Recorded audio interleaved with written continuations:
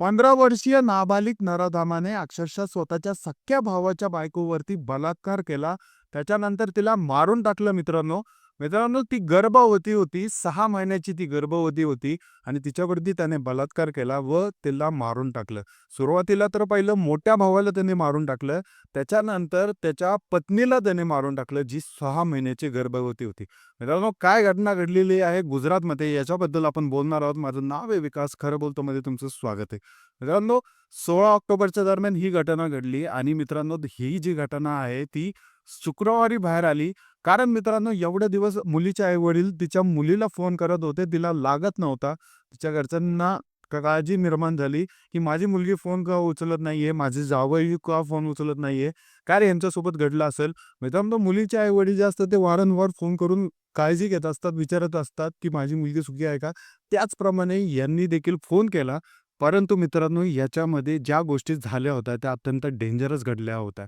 मित्रांनो, त्या मुलीचे आई-वडील ज्यावेळेस त्या शहरामध्ये आले, जुनागडपासून हा 40 किलोमीटर हे शहर आहे. त्याच्यामध्ये ही घटना घडली.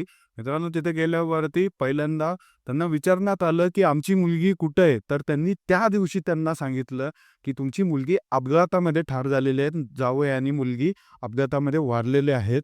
मित्रांनो, 6 महिन्याची गर्भवती होती ती. त्यांच्या आई-वडिलांनी देखील विचारलं, की माझी मुलगी गर्भवती होती, ती कुठंच जाणार नाही हे आम्हाला माहिती आहे. परंतु ती अक्षरशः ठार कसं झाली, कसं मेली हे ह्या गोष्टी विचारत होत्या आणि त्यांच्या घरच्यांना त्यांच्यावरती डाऊट आला. सरळ त्यांनी पोलीस स्टेशन गाठलं आणि पोलीस स्टेशन गाठल्यावरती तिथले जे जवळचे स्थानिक पोलीस आहे, कारवाईसाठी आले. त्यांना उचललं. मित्रांनो, पहिल्यांदा दोघांना माय आणि लेकाला उचलल्यावरती सुरुवातीला तर ते काही उडवाउडवीची उत्तरं देऊ लागले, की आम्हाला माहिती नाही, ते कुठेतरी ट्रॅव्हल करायला गेले होते, त्यांचा ॲक्सिडेंट झाला आणि तिथं मेले. फोटो दाखवा, प्रूफ द्या, तुम्ही यांना डेड बॉडी जाळल्या का? डेड बॉडी जाळल्यावरती तर म्हणतात, हां, मी हे केलं. परंतु त्या गोष्टीचं ते प्रूफ देऊ शकत नव्हते, की ॲक्सिडेंट झाला. शेजारी-पाजारी विचारलं तरी देखील त्यांना प्रूफ भेटत नव्हता, की ही गोष्ट जी आहे ती खरी घडलेली आहे का? मग मित्रांनो, पोलिसांनी थोडी लाठी वाकडी केली आणि याच्यामध्ये माय आणि लेकांनी सगळ्या गोष्टी उघडून टाकल्या, सगळी कबुली याच्यामध्ये देऊन टाकली. मित्रांनो, जो आरोपी आहे 15 वर्षीय नाबालिग आरोपी, याने असं सांगितलं, की माझा मोठा भाऊ जो आहे तो मला वारंवार छळ करत होता. मला पैशाची मागणूक करत होता. अक्षरशः मला हॅरेस करत होता प्रत्येक गोष्टीसाठी. मी त्याच्या त्रासाला कंटाळलो होतो. तो मला वारंवार त्रास देत होता. पैसे मागायचा, पैसे घेतलेले परत देत नव्हता. वारंवार माझ्यासोबत छळ करायचा आणि या कारणांवरती माझ्या मनामध्ये राग वाढत गेला. राग वाढला आणि एका मोमेंटला मी अक्षरशः त्याच्या डोक्यामध्ये रॉड मारला आणि डोक्यामध्ये रॉड मारून त्याची हत्या केली. मित्रांनो, ह्या लहान मुलांनी ज्या 15 वर्षाचा हा मुलगा, मित्रांनो, काही वेळेस तर 15 वर्षाच्या पोरांचे दुधाचे दात जे असतात ते देखील पडलेले नसतात आणि याची ही विकृती, की ह्याने डायरेक्टली मोठ्या भावाला ठार केलं, ते पण फक्त छोट्याशा कारणावरनं, पैशाच्या कारणावरनं. मित्रांनो, मोठ्या भावाला तर मारलं, परंतु तिथं त्याची बायको जी होती ती साईडलाच बसलेली होती. ती अक्षरशः घाबरून गेलेली होती. 6 महिन्याची ती गर्भवती होती आणि याच्याच मध्ये ह्या नराधमाने 15 वर्षाचा हा नराधम यांनी फायदा घ्यायचा ठरवला. तिच्या इज्जतीशी खेळायचा फायदा. मित्रांनो, 6 महिन्याच्या गर्भवतीवरती अक्षरशः याने बलात्कार केला. जर तू माझ्यासोबत या जर गोष्टी केल्या नाहीत, तर मी तुला तुला देखील मारून टाकल. हे त्यांनी तिच्या तोंडावरती बोललं. त्याच्यानंतर अक्षरशः मित्रांनो, त्या 15 वर्षीय नाबालिग नराधम याने तिच्यावरती बलात्कार केला.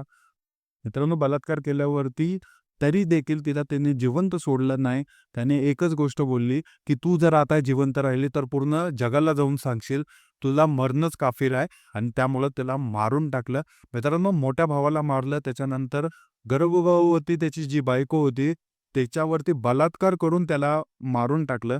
आणि मित्रांनो, ही घटना घडल्यावरती त्याच्या आईने त्याला मदत केली, की हे जे मृतदेह आहेत ते पुरण्यासाठी. दोघांनी मिळून मित्रांनो हे मृतदेह पुरून टाकले आणि त्याच्यानंतर मित्रांनो, हे वारंवार लपत होते, पळत होते आणि याच्याचमध्ये मित्रांनो, शुक्रवारी ह्या सगळ्या घटना बाहेर आल्या. मुलीचे आई-वडील आले, त्यांनी चौकशी केली, सगळ्या गोष्टी बाहेर आल्या आणि ह्याच्यामध्ये ही केस जी आहे ती सॉल्व्ह झालेली आहे. दरम्यान मित्रांनो, याला कोर्टच्या कस्टडीमध्ये घेतलेलं आहे आणि याच्यावरती काय कारवाई होतीये हे बघणं गरजेचं आहे. कारण मित्रांनो, हा नाबालिग मुलगा आहे. नाबालिग मुलावरती नाबालिग म्हणल्यावरती 15 वर्षाचा आहे. आपल्या ह्याच्यामध्ये आपलं जे घटना आहे त्याच्यामध्ये 18 वर्षाच्या पुढे जर मुलगा असेल त्याच्यावरती जन्मठेप होते, कारवाई होते, सगळ्या गोष्टी होतात. परंतु आता ह्याने बलात्कार केलेला आहे, 2 जीवांची हत्या केलेली आहे. हा नाबालिग आहे. ह्याला 18 वर्षापर्यंत शिक्षा राहतीये का त्याच्यापेक्षा जास्त होतीये हे बघणं इंटरेस्टिंग राहील. आणि याच्यावर खरं काय कारवाई होते, ह्याच्या आईवरती तर कारवाई झालेली आहे, तिला अटक करण्यात आलेली आहे. आता त्याच्यावरती केस लागेल, जन्मठेप देखील होऊ शकते तिला. परंतु हा जो मुलगा आहे तो 15 वर्षीय आहे आणि नाबालिग आहे, नाबालिग नराधम आहे हा.